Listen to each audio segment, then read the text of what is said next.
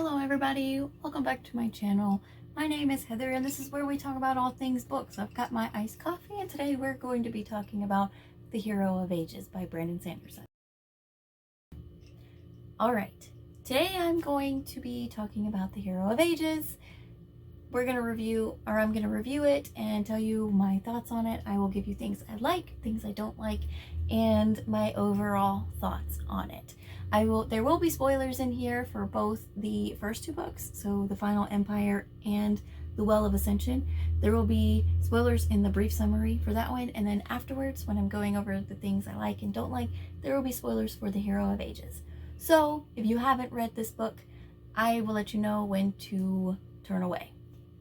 So, anyway, let's get started. The brief summary is Ruin has been released from the Well of Ascension, and they are trying to defeat him. They are trying to get together the different kingdoms of the Empire.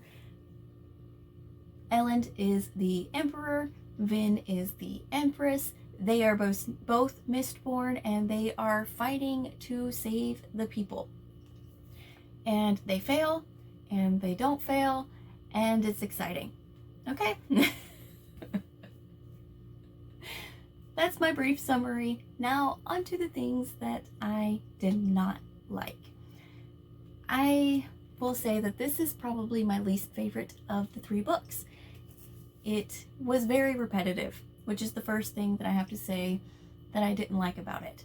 It had a lot of the same things happen in this book that happened in the first and second book, such as the whole issue with Spook, where he basically becomes Kelsier, and then you also have the woman that actually ends up betraying him and is secretly the Allomancer, you know, like that what happened in the first two books with Ariane, and the first one was Ellen's ex-fiance.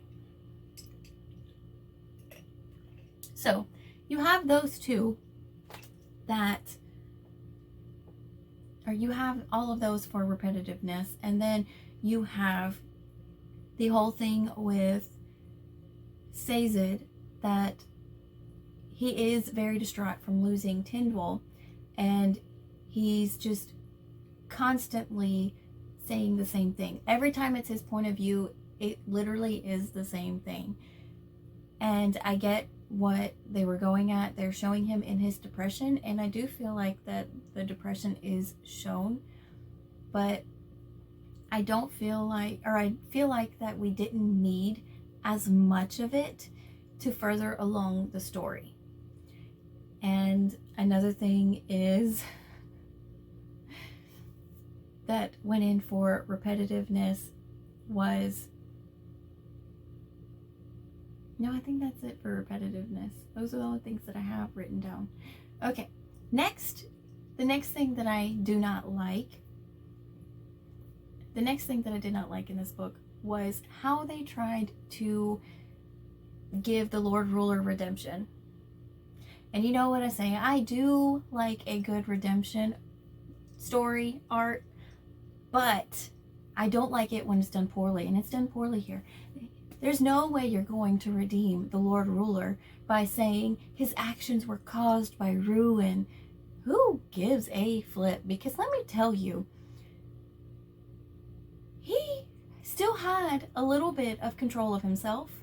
Ruin didn't control every aspect of him, and you saw that with Vin and Spook even, where he was in their head, but they still had free will to do things a certain way. And especially if the Lord Ruler knew that Ruin was there and Ruin was in his mind, he would be doing things. And I know you're saying, but that's 1,000 years of having someone in your head telling you to kill people. You're eventually going to go mad. Yeah, I get that. However, it still does not negate the fact that he did horrible things to his own people, the Keepers, where he basically castrated the men and essentially put the women in factories to only have children. It just, there's that, and then the whole thing with the Ska, where if they disobeyed, he would completely murder them and just, no. There's no way you can make the Lord Ruler seem like the good guy just because ruin was in his head. No. No, no, no, no.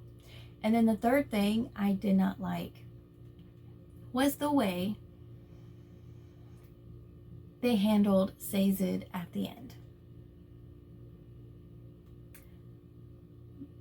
The whole thing with Sazed becoming the hero of ages.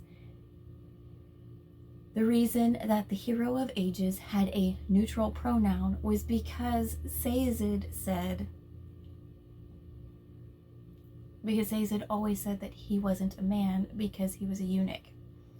And I get it, and I understand how losing parts of yourself like that, where you can't, I mean, you're not whole, you've lost that part of yourself, and it would make you feel like less of a man or less of a person.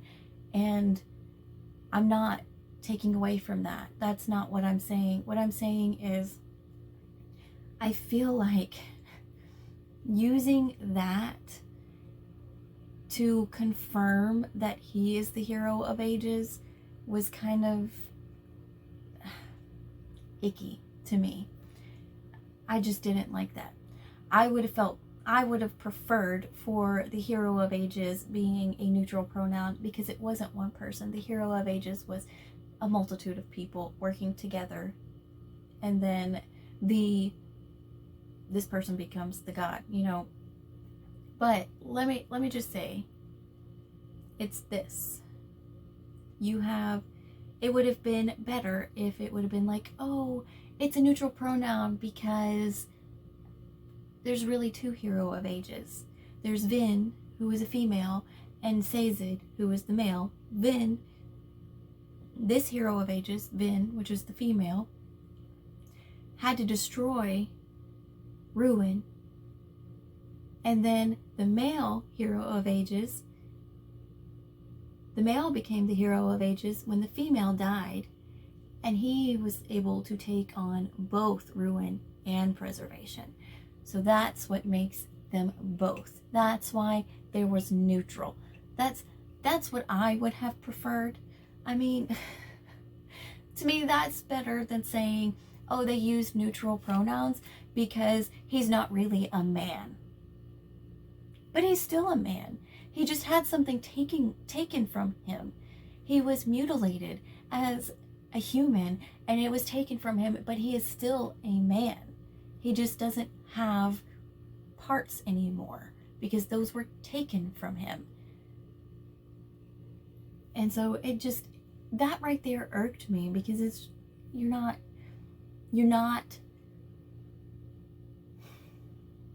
it just, I don't know. I'm sorry. I'm going to move on from that. I don't know any other way to explain it, because it just irked me a little bit. I did not like that aspect of it at all.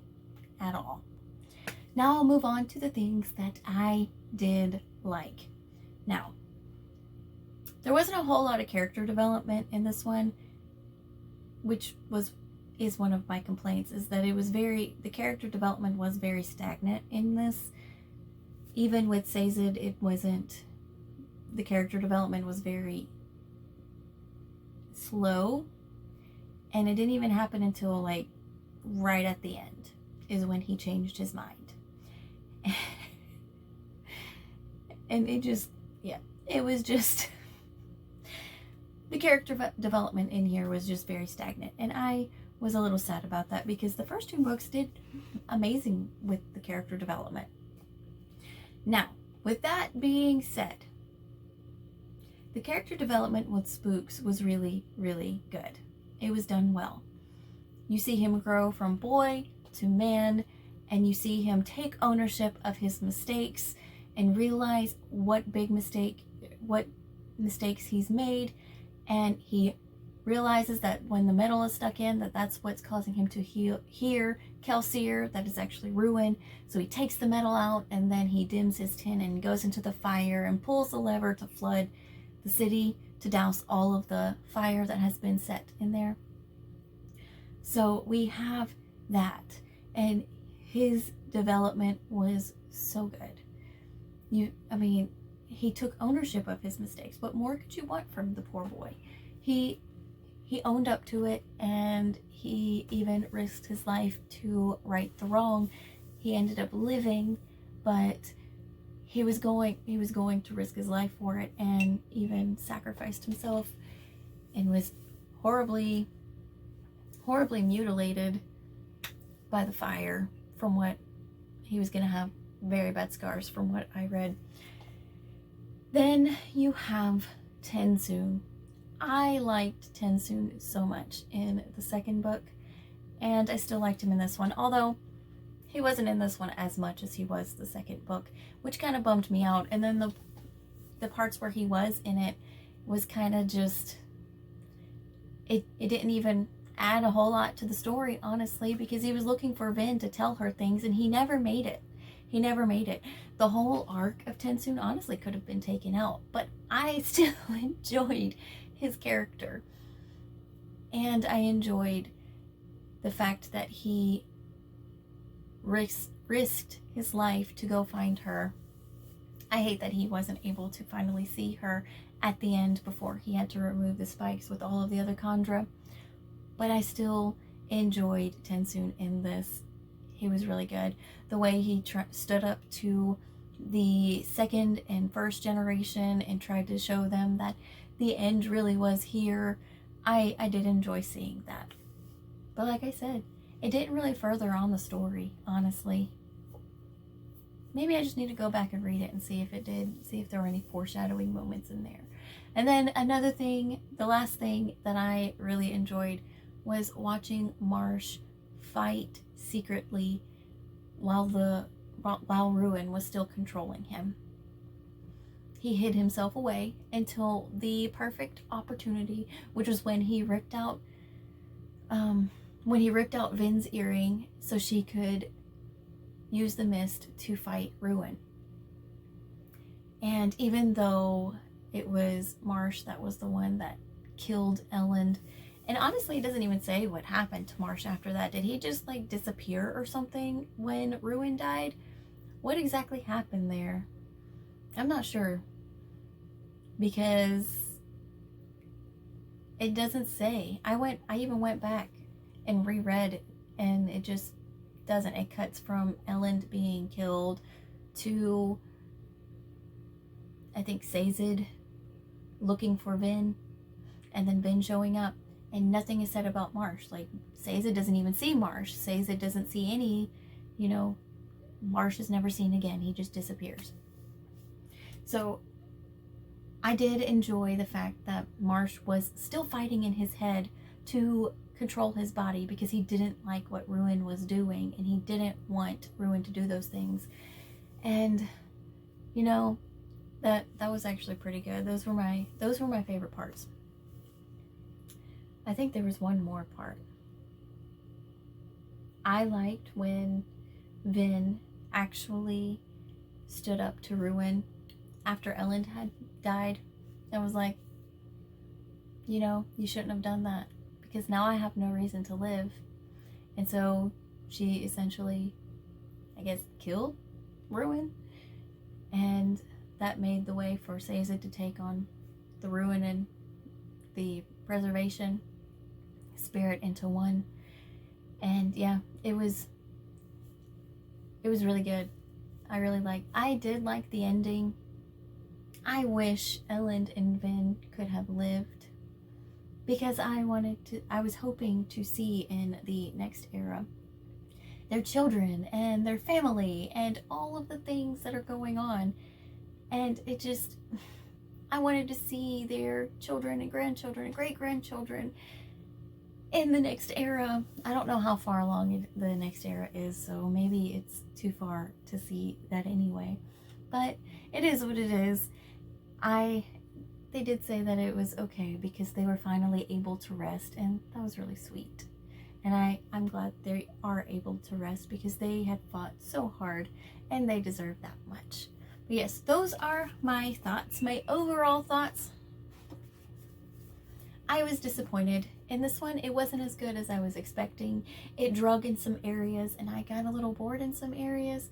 There were plots in here that could have been taken out completely. Like I said, with Tensoon, a lot of it could have been taken out with him and it wouldn't have mattered either way with the story. But I still enjoyed those parts because I liked Tensoon a lot. And then we have, yeah, like I said, it's a pretty good book. It is not my favorite. It's probably my least favorite of the three. I would say this one is probably a good 3.5, 4 stars. And yeah, that's it. That's all I have for today. So I will see you all next time. Bye.